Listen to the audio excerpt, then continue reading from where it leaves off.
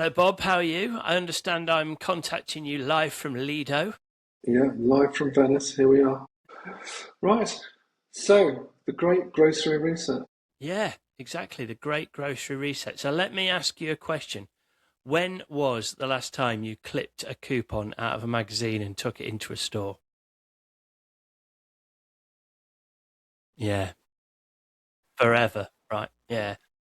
Well, what's interesting, this month, a number of retailers across the US have really flipped their strategy, and it's really starting to see the end of couponing out in America.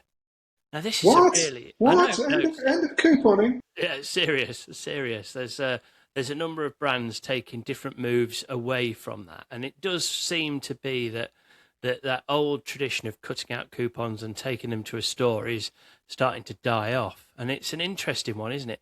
And actually, for Europeans like what we are, it's quite a strange thing because it's not our culture. We don't do it, right? No, We've never no. really done that.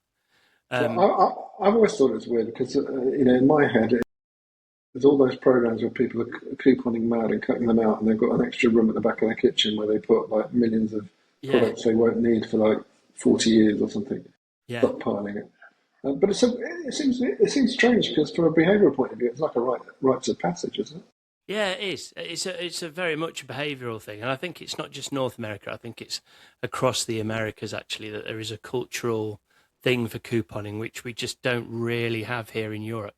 There are isolated pockets of it, but it just doesn't happen really. But it's Mm. interesting to see how they are moving away from that, and I thought we could actually talk about it actually and see, within the grocery markets within Europe and America, what's kind of happening. Well, to be fair, I'm sitting here in Venice. I'll just say it for the second time.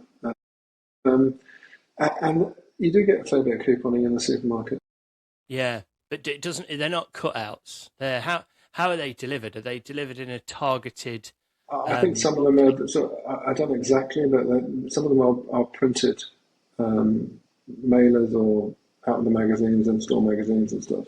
Yeah. But it's all being driven into their main points-driven system. Most of the supermarkets have got points-driven system. Okay, so it's a points accumulator coupon, not necessarily a discount It, coupon. it could be both. It could be both. But the primary aim isn't to do paper couponing. It's to get them to do stuff. Yeah, of course. Yeah, but I think we see now that it's cheaper to do that digitally, right? You can send them an email, an SMS, you can ping to the app, Mm. push notification on their wallet, etc., etc. So I feel like that paper way of doing things has become very expensive and can't really be targeted through a magazine, at least, which is how it's always worked in America. People would get a newspaper, a local magazine, whatever, and they'd Yeah. cut the coupon out, and that's completely untargeted. Whereas now we can, even if we do it in a paper format, we are targeting that to the person that we know will buy wine, pet food, whatever. So how big is this in the States? So what actually happened and who are the players that are kind of doing this to get a feel Well, for it? I mean, I haven't got the numbers on the actual size of couponing itself, but there are a number of different retailers. So Lidl US has retired My Lidl, and they've moved to Lidl Plus, and that's a points plus personalised coupons solution. Okay. Save Mart and Lucky Stars, they've turned on automatic member pricing across California and Western Nevada. So no clipping anymore. These coupons come to you in a targeted mailer to your door. Kroger have actually merged their fuel points into a single flexible points currency. So points can be used across fuel and groceries and vice versa, which is a big move. And there's a number of other smaller retailers all making the same sort of moves. So they're moving away from this kind of cut out or clip a coupon and from random magazines, etc., local publications, to much more of a targeted solution, which is absolutely what European grocers have been doing for many years. But I think what's also quite interesting on the flip side is that the European retailers are moving away from that and are going towards member pricing. And that's not new, actually, for us. We've seen that in Europe for 4 or 5 years now. And there are some complications, like the legislation and the industry bodies are looking at this and whether this is fair. So there is potentially regulation going to hit the European retailers. So yeah, it's an interesting change, isn't it? It feels like the European retailers are perhaps a little bit ahead in where they're thinking about personalization and then member pricing, and the America's retailers are coming away from the kind of coupon clipping and into more targeted solutions. So, I mean, the coupon clipping, I assume that when you clip a coupon and you submit it in the States, that they still capture the data. So it's not really about the data, although it's a more efficient way of getting that data, I isn't don't know it? if they do. I think that might be the problem. I think they can if they have sent you that. So like Yeah. as an ex nectarine at Nectar, we used to have this thing called the points update mailer, and Mm. you would send this mailer out, and it'd tell you how many points you had. You'd send it out quarterly, and you'd have coupons, and those coupons we knew that I had sent that coupon to Bob, and therefore I can collect the data if he makes that purchase.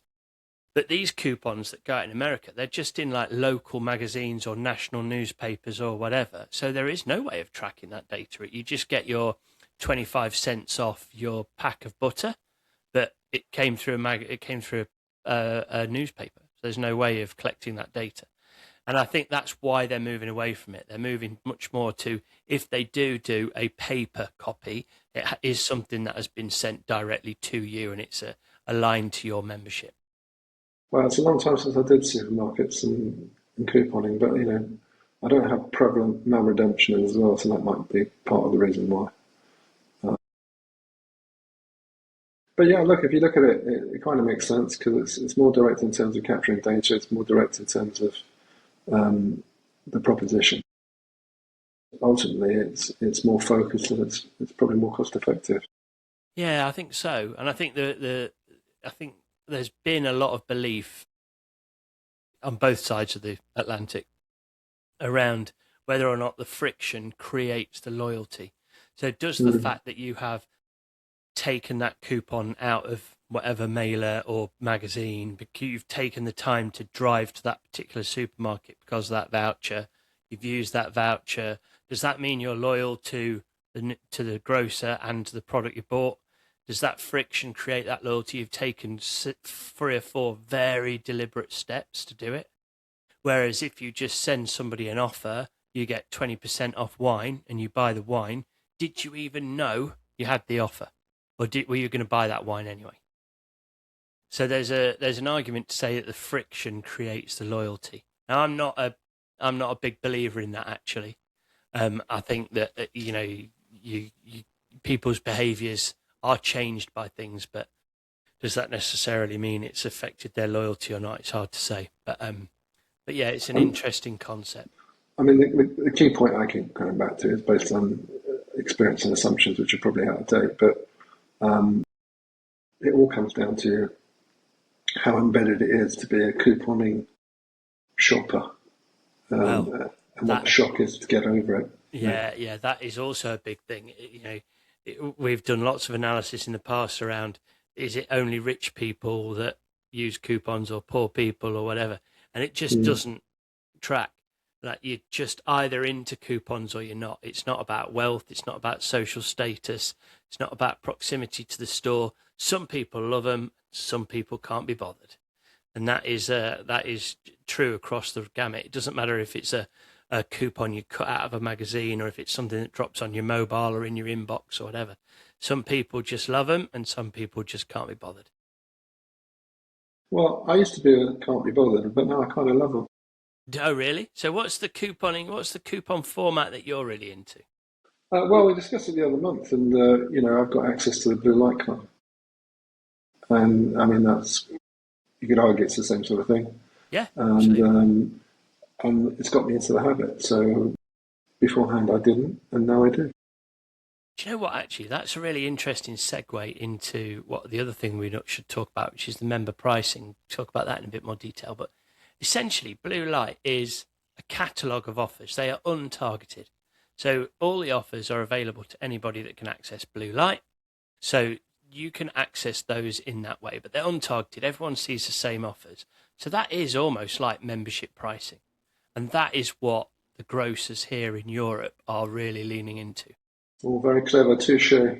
You like that? Oh, I link liked that it. together. Yeah, I think Yeah. so. Yeah, so here in Europe, we're seeing all the grocers in creating these member pricing. So you have to be a member of the program in order to get those pricing, but the pricing is shown on the shelf, so you don't have to go hunting for it. And I just think that it's because people won't hunt anymore. That's maybe why we're moving away from all kind of targeted offers and couponing.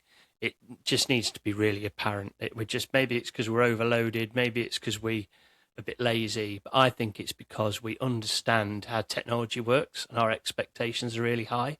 So we're walking around our grocer and we're like, you need to just drop this offer into me. Just tell me what the offer is and make it happen. I don't want to hunt. I don't want to go through my emails. I don't want to click something on the app. I don't want to cut out a coupon. You've got my data. You understand what I like. Just give me the offers. What's your view on it? Well, I don't think there's anything wrong with it, with having member offers sort of on the shelf and stuff because it tells you what it does on the tin. And I think it's like all parts of loyalty, right? It's habitual. So you just need to find a offer that is relevant to you and that's enough of a relevance that you'll start the process. And then once you've done it once and you've logged in and you found out how easy it is to log in and then you see other offers about and you get into the habit of it, then you go on the same journey I've just gone on in blue light card. It's like I wouldn't think of buying anything without checking it first. Yeah, exactly. Yeah, exactly. Yeah, so it's a little bit about price, and it's also about convenience and ease of use, and maybe it's also about proximity, and there's lots of things that feed into it, right? But it's an interesting development here in Europe with member pricing versus loss of couponing in America. Both sectors are forging forward in slightly different ways. It's very interesting to watch.